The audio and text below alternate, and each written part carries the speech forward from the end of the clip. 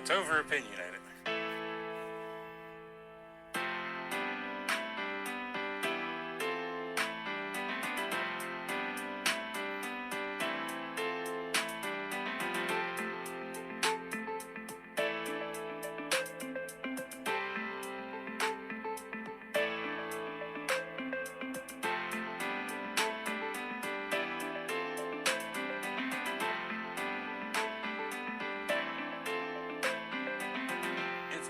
Opinionated with Josh Cott. Hello, everybody. I just wanted to give a small little update before the big debate tonight. So if you're listening to this, it'll be on Tuesday is when I'm going to post it. The big debate is coming up tonight, and we're going to just talk about a few things. Donald Trump has moved up some in the polls. We'll read 538 has Kamala Harris up 2.9% the polls, almost 3%. She's up 47.2 to Trump's 44.3. I don't know exactly what to read of that. You go down, and the New York Times, seeing a college poll, has Trump up by 2. In a six-way race, they have Harris at 44, Trump at 46, Jill Stein at 2, and Oliver at 2%. We switch over to Real Clear Politics, and we have the Pew Research Center's polls, 29 Harris, 29 Trump. Dead Heat, Harvard Harris poll, Harris 50, Trump 50, and the six-way poll, Harvard Harris, Kamala Harris would be 49, Trump 49. Q Ickmiak, forgive me for saying that name wrong, has Trump up by 3. And Georgia has Harris up by 3 in North Carolina. So, this election is tightening up as Trump grows closer in the polls. We need a good night by Donald Trump and a bad night by Harris. Harris definitely tried to change some of the rules before the debate to get the microphones to not be muted, which was previously agreed upon by Joe Biden. That's a rule that he wanted, but she doesn't want that for a few reasons. Trump needs to come in here the exact same way he came against Joe Biden. Calm, cool, collective, stay focused. The way he can improve from his Biden debate was stay on the prompt, stay on the question, answer the question. Trump, and the way he can improve also is don't fall for debate. Kamala is going to put bait out there like a fisherman to get Trump to strike. Anytime you insult Trump, like President Biden did about his golf game, he's going to get mad and fight back. If Kamala insults Trump about something petty, Trump should just move on. If she attacks him about his court cases, he can just say he's handling it the best way he can legally, and he thinks that the court is being a sham right now, and just move on. So this is going to be a big debate. The polls are tied. The swing states are very close. Like I said, this is coming down to Michigan, Pennsylvania, Wisconsin, North Carolina, Georgia, Nevada, maybe Virginia. And so we need to stay calm, cool, and collective, and we can win this thing. It really depends if we get a good Donald Trump or a reckless Donald Trump, and I'm praying that Donald Trump holds his tongue and goes in there like he did versus Joe Biden, because he's not debating a corpse anymore. He's debating a competent person, a person I can't stand, a person who doesn't do great with the media actually, and who doesn't answer questions well. So I'm hoping that Trump stays calm, cool, and collective, and Kamala has a mishap. Now, Trump is really good about branding over the years. And one thing Trump did very well politically in 2016 was his nicknames. Crooked Hillary was probably his best nickname, which accurately described the former Secretary of State and Senator. Sleepy Joe Biden also did very well as he explained Joe Biden's mental capacity, low energy Jeb, and when Joe, remember, when Jeb asked a group of supporters to please clap, that was definitely low energy. Lion Ted Cruz. So Donald Trump is very good with nicknames. Now, I've heard some people say, well, the nicknames are mean, and sometimes they're mean. But I think it's okay, right? I don't think it's okay to be mean, but I think it's okay to hit back people that are constantly attacking you, and they're not being fair to you, and they're lying about you, like Kamala Harris is doing with Donald Trump, saying that he's going to end abortion without Congress approval, she said at the DNC. That's not even constitutionally permissible. She knows that. And it's obvious what I think about the two candidates.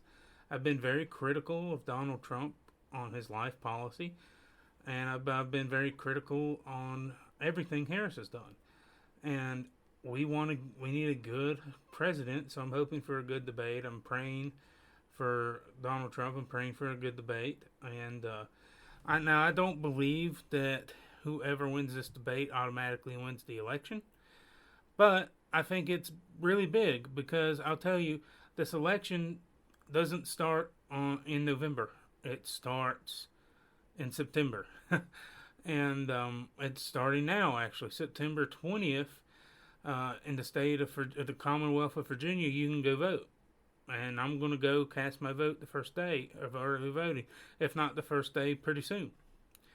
And if you're a Republican, if you're in a state allows early voting, go early vote. I'm not saying mail-in ballots. You can, but I prefer early voting, early person in voting. And why? Because you never know what might happen on election day. You could break your leg, you could pop a tire. A million things could happen that could keep you from getting to the polls. You could die. I don't want you to. And some people say, well, if I'm dead, why does it matter? Well, it matters for the people you care about that you're leaving behind. And if you cast your vote and then you die before election day, then your vote still counts because you cast it while you're alive. So go cast your vote. Very important. But I think Donald Trump needs to, at least one time, I think he should do it probably twice. He needs to call her Comrade Kamala. Why? To highlight her Marxist tendencies. She's, the DNC, the Democrats are all calling Trump a fascist and all these lies. And we're not really lying when we say that she's a Marxist. Now, is she a full-blown communist like Joseph Stalin? No, but she has a lot of Marxist ideologies, like price control. Her dad was a professor who was an economic Marxist. So we need a good debate. We need a good debate moment from Donald Trump. When I think back about the debate Donald Trump had with Secretary Clinton, there's only one thing people remember from those debates that I know of when I talk to people now. There's only one thing. And Hillary Clinton said it's a good thing that we don't have someone with the temperament of Donald Trump as president. And Donald Trump said, because you'll be in jail. Now, that didn't happen. I think Donald Trump realized that locking up a former Secretary of State, former senator, and the former First Lady would be pretty bad for America. Even though she did a lot of horrible things, Hillary Clinton has just as much skeletons in her closet as Donald Trump has in his. with over 30,000 leaked classified emails that she deleted. The Benghazi scandal, which was a failure. There's no shortage of demons in the Clinton household. But that moment was one of the biggest owns in political history ever. I mean, it was. And it doesn't matter. Now, obviously, the other things in the debate mattered, but that's the only thing people remember. Okay? People go to work. Listen, I'm different. I'm a political junkie. I'm a political nerd. I can remember stuff. I can remember Mike Pence's wife's first name, Karen Pence. Okay? How many people can do that? And it's not because I'm smart. It's because I love politics. But we need a defining moment in the debate. I'm hoping Trump can get that. And a few things to watch out for. Kamala, she's not horrible on a debate stage, but she's not horrible on a debate stage, but she's normally not great either. And like I said, I think Kamala has a lot more to gain from this debate, so we don't need to give it to her. But Trump comes in there, calm, cool, and collective, calls her Comrade Kamala a couple times, attack her policies. That's what I'm hoping Trump does. Don't attack any of the diversity stuff. Even though it's obvious that Joe Biden said he was going to hire a female African American he was going to put them on the ticket. Yeah, it was because of diversity reasonings. Don't attack that. That's not going to help America. That's not going to help you win the race. Attack her policies. Attack the border. That is a strong suit. Attack the weakness of the border. Attack Afghanistan and how she said that she was with Joe Biden every step of the way in the failure of the Afghanistan debacle. Attack the Biden-Harris administration, the Biden-Harris agenda that they've been pushing. Attack the fact that she has lied to Americans about the health and well-being of the President of the United States. Attack her on failed policy. Attack her on economics. The reason why it's so hard to go out of the grocery store without spending $300. Attack the housing crisis. Attack.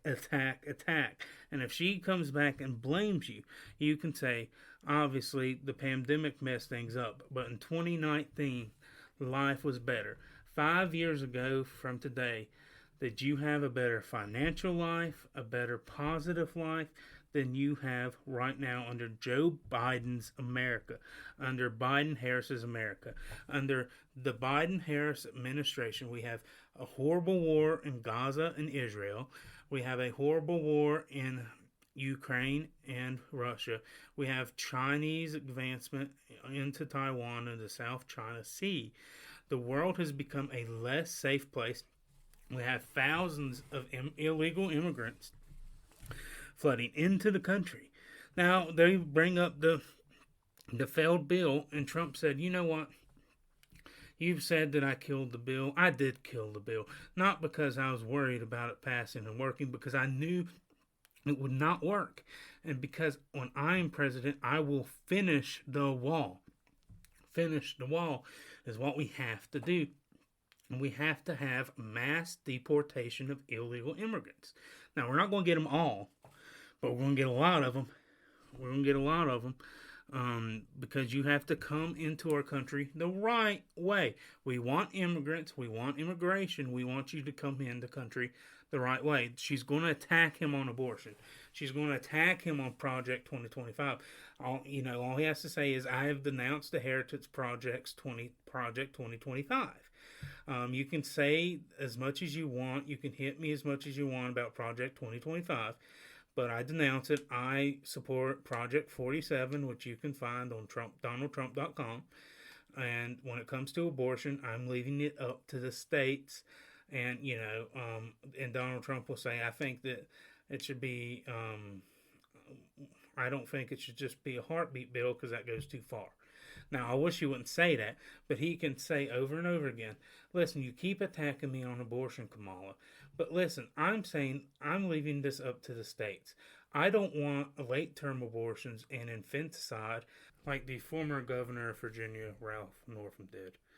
So, that is why I believe Trump should do with the debate prep. And I want to play you a few clips that I believe could show some indicators from tomorrow, but only if it plays out that way. So let's start off with Kamala Harris and versus Mike Pence from 4 years ago, as I was listening to a little bit of that debate today. The president wanted people to remain calm. Well, let's get but Susan, this is important. Susan, I want to add, have to but if, Mr. Vice President, I'm speaking. I'm speaking. Yeah, Let's talk about packing the court then. Let's talk about the Please. fact. Yeah, I'm about to.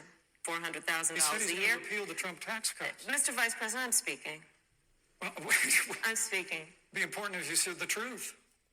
If you don't. So annoying. Like, listen, I don't like interruption, but what Mike Pence did during the 2020 debate was, I don't think he was intentionally interrupting Kamala Harris. Sometimes in conversations, you go back and forth and you speak over the other person. But I'm speaking.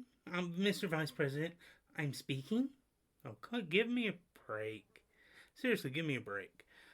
I think she's, ooh, I'm a boss B word. I think she's looking for that boss B word moment when she wanted Donald Trump to not have a muted microphone. I do. I want to play you one more clip of Kamala Harris, and this is her getting absolutely destroyed by Tulsi Gabbard, the former congressman of Hawaii. Actually Tulsi Gabbard is helping. Everything I've seen is helping train Trump for the debates, partially because this epic moment. She's a former delegate, a former Democrat, now independent, supporting Donald Trump and she ran against him in 2020. So let me find that clip. Cleaning up the consequences of the bills that you passed when you were in the United States Senate for decades. It was the work of creating one of the first in the nation initiatives around re-entering former offenders and getting them jobs and counseling. Thank you, Senator. I did the work as Attorney General of putting body cameras on special agents in the state of California, and I'm proud of that work. I want to bring in Congresswoman Gabbard. Congresswoman Gabbard, you took issue with Senator Harris confronting Vice President Biden at the last debate. You called it a, quote, false accusation that Joe Biden is a racist. What's your response? I want to bring the conversation back to the broken criminal justice system that is disproportionately negatively impacting black and brown people all across this country today. Now, Senator Harris says she's proud of her record as a prosecutor and that she'll be a prosecutor president, but I'm deeply concerned about this record. There are too many examples to cite, but she put over 1,500 people in jail for marijuana violations and then laughed about it when she was asked if she ever smoked marijuana. She blocked evidence.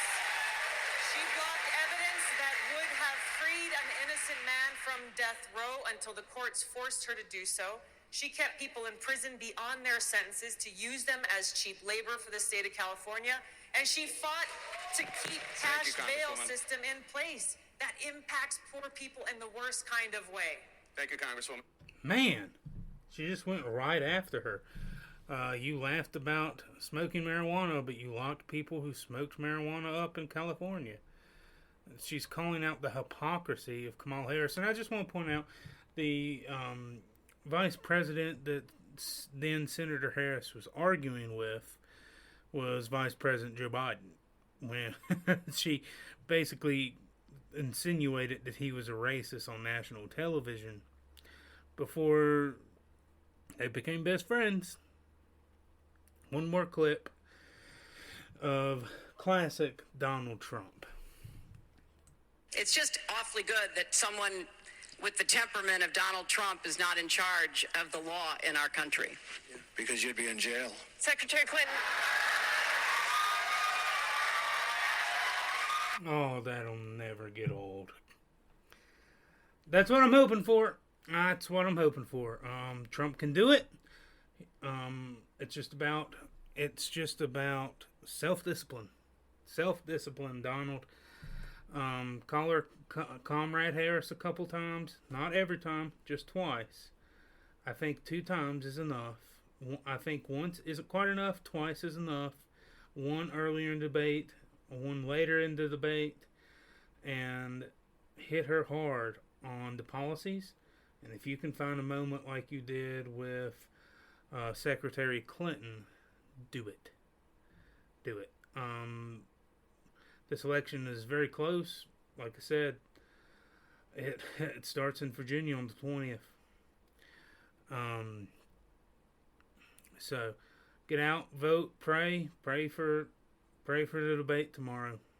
God bless you all, and I will be giving a review soon.